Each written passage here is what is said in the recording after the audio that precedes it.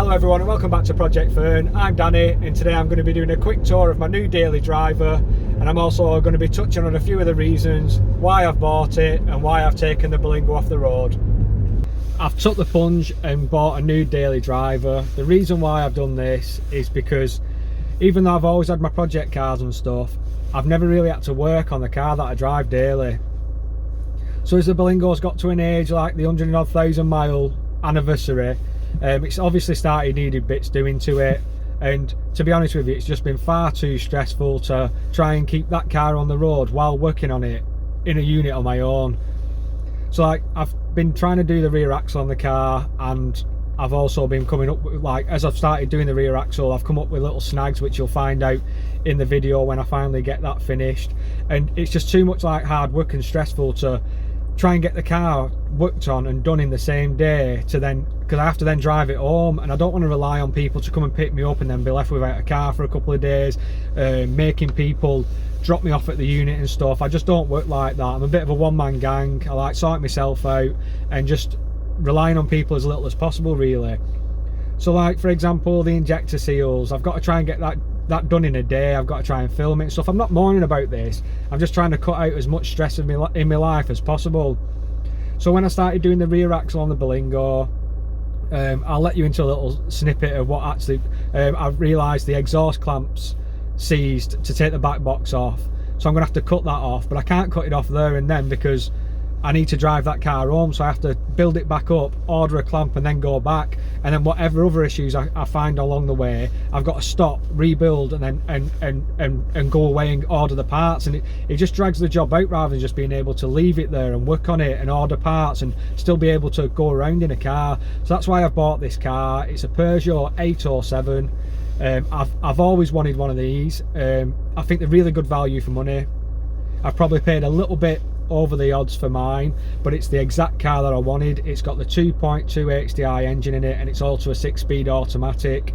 It's done 103,899 miles.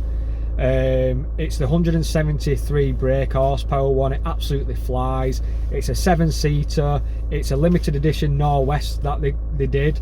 It's got absolutely everything on it. I love the fact that it's got the coolant heater, so when you turn the car on in the morning, it heats the coolant up on its own. The engine doesn't have to be hot, so you get hot air inside the car. It's got climate control, xenon headlamps, electric doors. So I'm absolutely made up with this, and I've got to be honest with you, I've had this car since Saturday. It is now Monday morning, and I absolutely love it. It's an absolute cruiser. You do 30 miles an hour, it doesn't feel like you're doing it at all. It's got all the gadgets you could want. It does need some work doing on it, but I'm going to get it booked in with the main dealer, get the timing belt done, water pump done and stuff, but that'll be another video. Rear brake has gone metal to metal on the near side rear. That's making a grinding noise. A few bits and bats that need doing on this, but like I say, today's just going to be a quick walk around and show you why I bought this car, because I think they're like a giant Berlingo. I am missing the Berlingo. I love that car to bits. You know how much I love that car with the other videos that I do on it. I genuinely don't believe I'm going to be able to sell that car. I think I just want to keep it no matter what. Allow family and friends to use it if they ever need a van or they're going to the tip or anything like that. Just try and keep it in the family, or at least let someone buy it who I know is going to enjoy it and look after it as much as I've tried to over the years of owning it. But yeah, enough of babbling on. This is the Peugeot 807 I've bought, so let's get outside now with the gimbal and have a walk round. We'll do the exterior, the interior, just a brief look round. You know what I'm like with my cars. I'm going to drive this for probably 2 or 3 months, maybe 6 months, and then I'll do a full walk round and tell you what I found has been wrong with it, what's good with it, whether I'm still loving it. But yeah, let's crack on with the video today and show you what I've bought. We'll start off with a full 360 of the car so you can see what I've bought exterior wise. It's got alloy wheels, reverse sensors front and back. It's also got the electric sliding doors. These are a common issue for these cars. You've got to make sure the rails are nice and that they all work properly. On the front, we've also got the xenon headlamps with the washers, which I've not got working yet. I believe you have to have your washer reservoir over 50% full to get them working. It's got the electric folding mirrors when you lock it.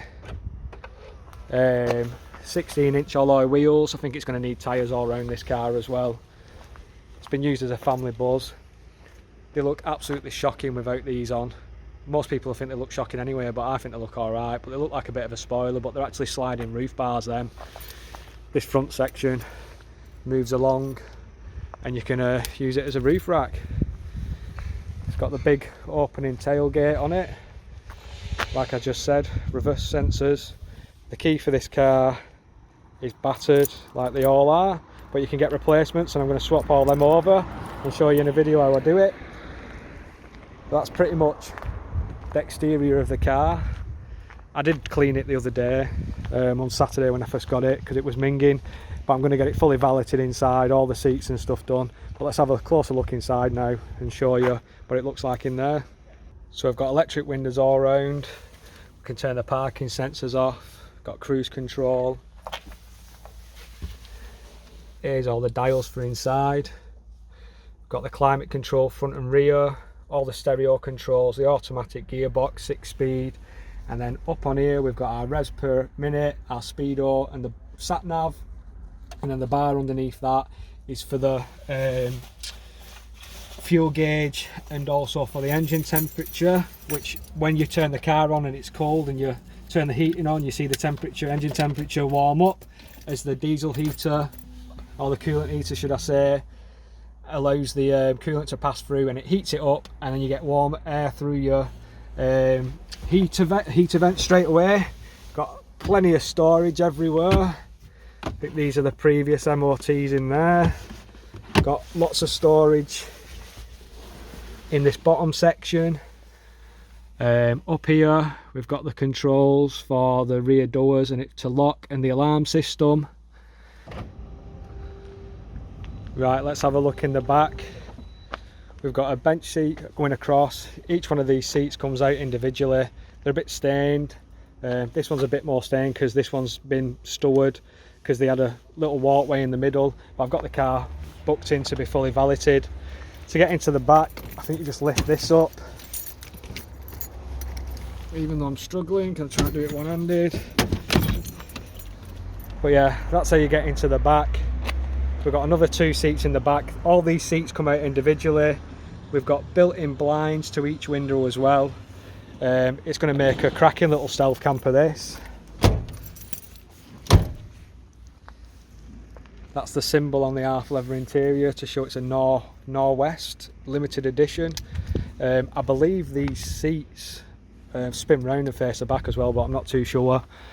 Plenty of lights inside. Shame it's not got the panels in the roof, but they didn't do it on this model. Again, lots of storage, cup holders and stuff, all on the back of the seats here. We've got the tables. Let's move our way around to the back.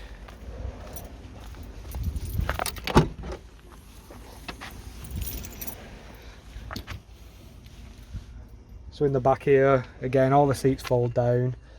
Got a few little bits on the car just from its age. It's a 2009 plate, but I don't think it's in too bad a condition. It's absolutely massive, this car. It's cost £330 a year to tax, I think, and it's got a big fuel tank on it as well. It cost me £99 to fill the thing. We'll have to see how many we get out of how many miles per gallon we get. But this car's going to look totally different and smell totally different. It's got a little slight smell of dog in it, but once the valet's done, it'll look $1 million. Like I say, I've got it booked in next week to have a lot of work done, timing belt and stuff. See how we get on from there. So it's saying we've got a parking system fault and pollution system fault. These all came on after I bought the car, sod's law. I don't know whether they've had the codes removed, but I'm going to get the code reader in on it anyway. This is all the display controls. You've got your heating, dual zone. I think it's triple zone. There's heaters also in the back, but I just think they run off the temperature that goes through. There's 12 volt sockets everywhere.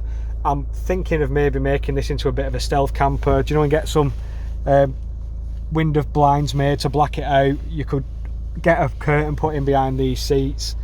But what I'm going to do now is I'm going to try and spin this passenger seat round and see if it actually works.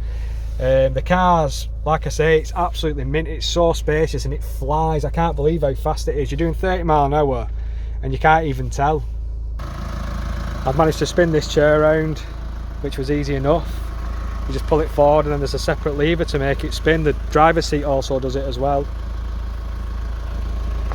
So yeah, it's a bit weird that.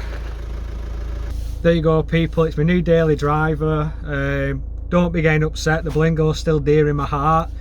I'm sat in my passenger seat facing towards the back now. It'll be a cracking seat this if you turn this into a stealth camper. This could be your reading seat, take all the other seats out, get a bed in on one side, a little table on the other. Yeah, absolute cracking car this. Like I said previously, I do think I've overpaid slightly for this car from what you can get them for. It was local, it's been looked after. So I'm going to show you under the bonnet now and show you the service history on the car. It's a bit of a quirky thing, I've never seen anyone do this before, but I'll show it you now and see what you think. So under the bonnet here, it looks like they've had a squirrel maybe, it's been sat there. This is the service history on the car.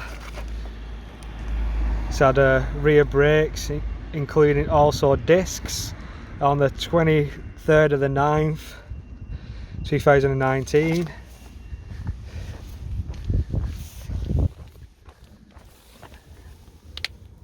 So in that time, them pads have gone metal to metal. Let's see if I can zoom in. Making a horrendous noise then, but I'll just have to get them fixed. I'll get them sorted when it goes into the garage. Yeah, it's super clean under here. It looks like it's been really well looked after, and I'm looking forward to looking after it myself as well. Well, there you go people, that's a quick walk round of my new daily driver. I can't tell you how much people stare at you while you're filming cars. I used to be so uncomfortable with it when I first started.